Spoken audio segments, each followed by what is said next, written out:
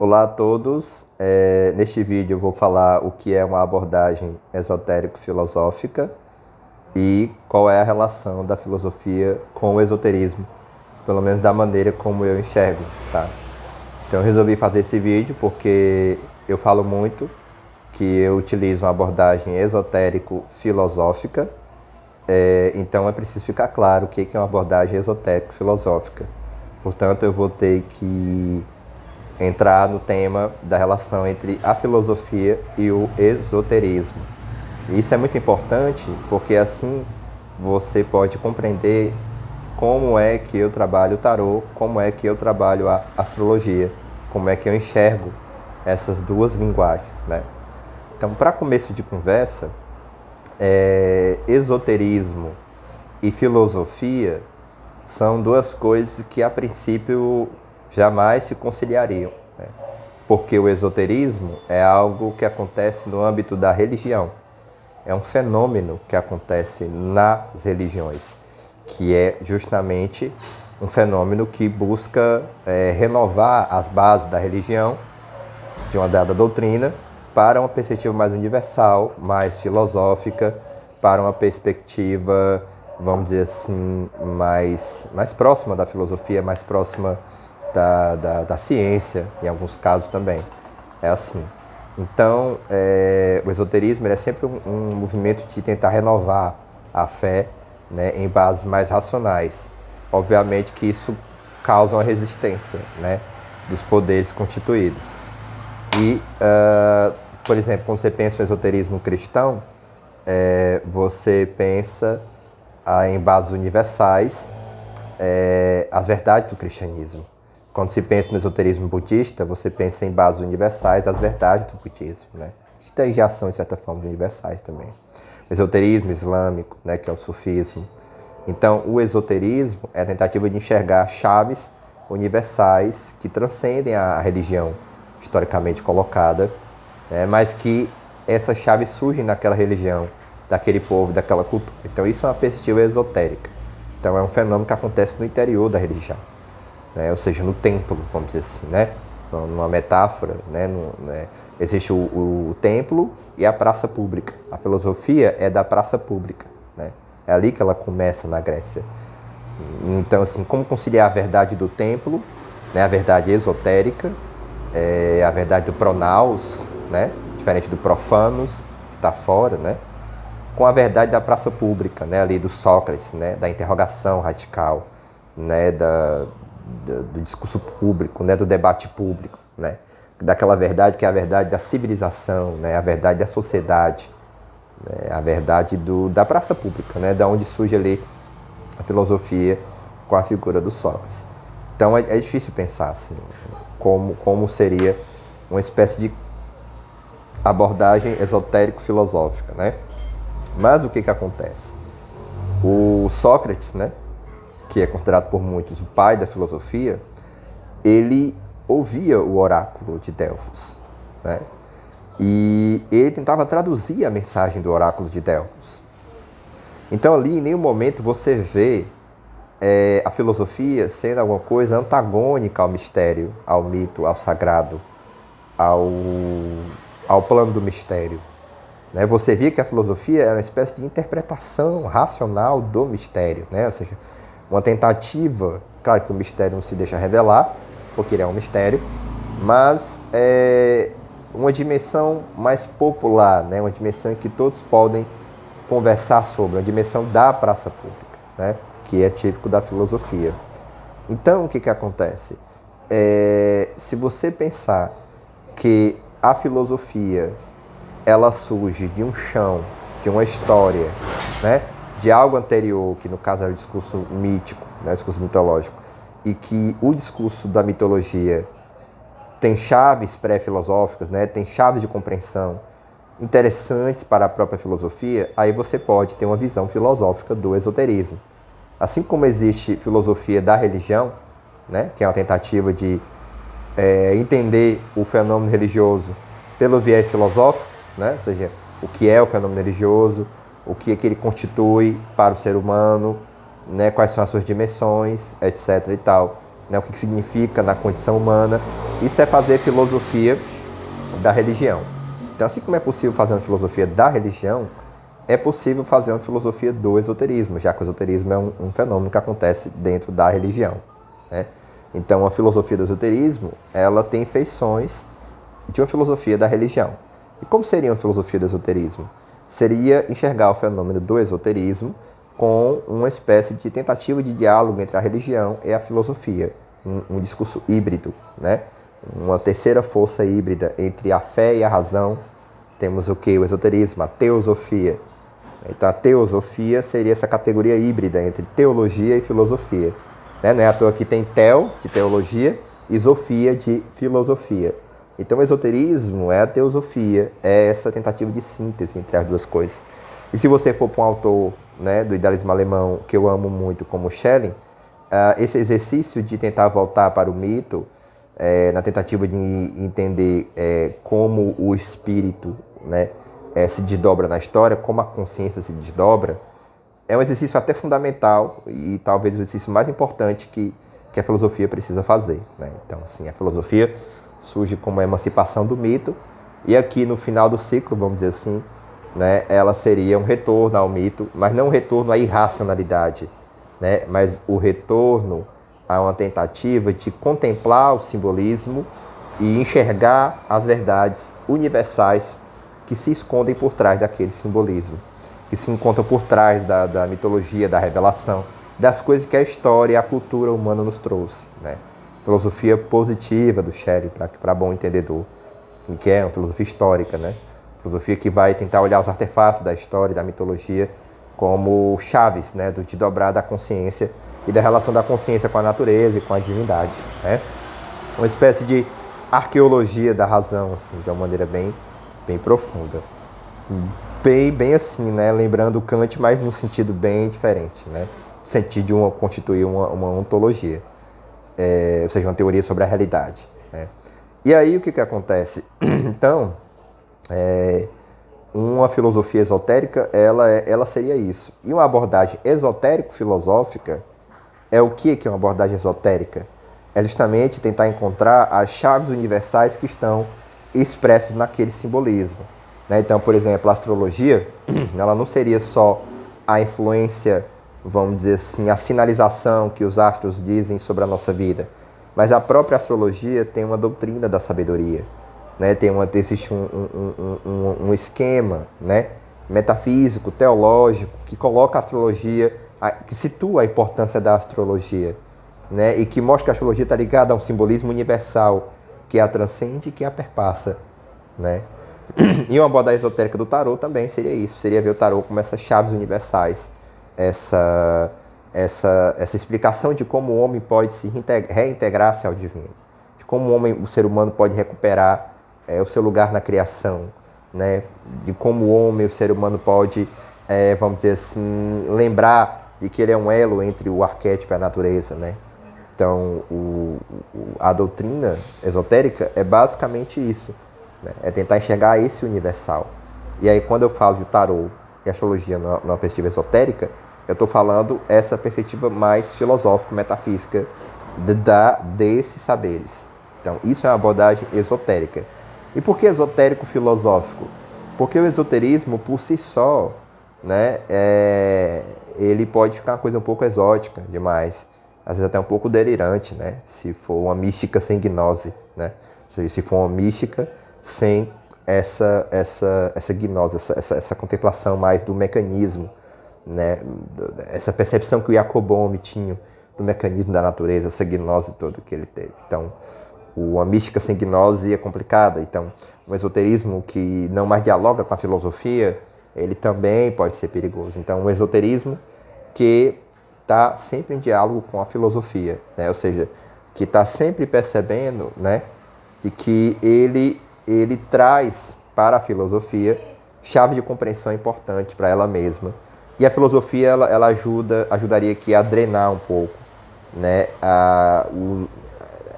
seria um pouco para equilibrar, né? Porque o esoterismo é uma coisa do âmbito da religião, né? E a filosofia ali serviria justamente não para refutar a fé ou deslegitimar o esoterismo, mas na tentativa de fornecer, vamos dizer assim, chaves reflexivas para que o esoterismo não fique, vamos dizer assim, envolto em si mesmo numa bolha, né? Então, esotérico filosófico, ou seja, uma fé racional, né? Ou seja, uma fé que esteja ligado a um pensamento coerente sobre o desdobramento das coisas, né? Um pensamento analógico, simbólico, sistemático, né? Mas uma ideia de sistema, tá? Não como verdade absoluta, e sistema como instrumento de meditação para a nossa praxis reflexiva, para a nossa praxis diária, né? Então, perceber isso, né? Isso é a prática do arcano. O arcano, ele é o quê? Um material de meditação. Então, a astrologia é um arcano, tarô é um arcano, a cabala é um arcano, tá? Então, isso é uma abordagem esotérico-filosófica. E nessa abordagem esotérico-filosófica, a gente costuma dizer, né, que existe primeiramente o absoluto, isso é uma verdade esotérica, também filosófica, né? Ou seja, tudo tem que vir de um absoluto. Esse absoluto ainda não é Deus. Deus vai ser uma emanação do absoluto, vai ser a coroa da trindade. Esse absoluto, ele manifesta 3 potências. O que é isso que eu estou escrevendo? Estou escrevendo o quê? Eu estou escrevendo ao mesmo tempo uma coisa esotérica, ou seja, uma verdade interior, né, do plano da religião, mas que é universal a todas as religiões, e ao mesmo tempo eu estou fazendo uma arqueologia da razão, né, e encontro que a razão me conta esse conteúdo originário, né, das forças, né, ou seja, a história das forças da natureza até chegar aqui nós, elas estão, a razão tem uma história para contar, você está entendendo o que eu estou querendo dizer?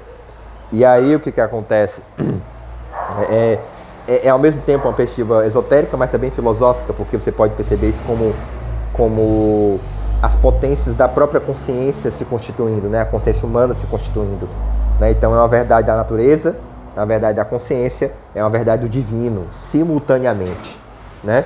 Isso é filosófico, isso é também lembra muito o hermetismo, também podemos fazer esse paralelo, resguardando, né, as devidas diferenças. A filosofia trabalha com um método próprio, um método da dúvida, né? E o esoterismo, ele não é o método da dúvida, é um método já de uma sabedoria desvelada, né? Da experiência da gnose, né? Então, é importante saber essa diferença. Então, essas 3 potências do absoluto, né? Do cristianismo é Pai, Filho e Espírito Santo, no átomo é prótons, nêutrons e elétrons, e por aí vai, a relação do 3, né? Tem muitas relações com isso. E uma das relações é o quê? Que para o Pai é a teologia, seja o conhecimento sobre o Deus, né, sobre a divindade, tal como ela se manifesta para o ser humano. O trabalho de uma antropologia, de uma psicologia, que é o trabalho do Filho, e o trabalho de uma cosmologia, que é o trabalho da natureza, de compreender a natureza. E é aqui que entra a chave. Por que o tarô, a cabala e a astrologia são, vamos dizer assim, são essenciais dentro de uma reflexão esotérica? Porque a cabala, ela seria o quê? Ela seria a teologia. E é isso que a cabala conta, né? O nascimento de Deus, né? O nascimento da manifestação, né? Como é que Deus se engendra e como é que ele se encontra, né? Como é que ele se perde, como é que ele se encontra na manifestação através do ser humano, através da história, através da natureza, né? Ou seja, todos nós somos Deus, né, retornando a si mesmo, né? Deus será no final, né? Deus é uma coisa que nasce do absoluto. E esse absoluto, ele constitui as 3 potências, né? Como eu já falei aqui. E a primeira potência, que é o Pai, ela tem analogia com a teologia, conhecimento da divindade, né? Do processo divino. E a segunda potência tem muita ligação com o Filho, né? Então tem ligação com a antropologia, com a antroposofia, com o conhecimento do ser humano. O ser humano como filho de Deus, como filho da divindade, né? E a terceira potência tem a ver com o cosmo, tem a ver com a natureza, né? Deus, homem, natureza. E aí seria a cosmologia. Então, Deus, homem, natureza, né? Teologia, antropologia e cosmologia. Você entende o que eu quero dizer, a analogia? E para a teologia, a cabala, né? Ou seja, a teologia esotérica é a cabala. Estão entendendo? A psicologia esotérica é o tarô. né? Ou a antropologia esotérica é o tarô, e a cosmologia esotérica é a astrologia. Então, percebam bem, a astrologia, ela é o quê? Ela é a chave, o arcano das nossas influências astrais. E o que são nossas influências astrais? As nossas influências astrais, elas são, sim, influência dos planetas, sim.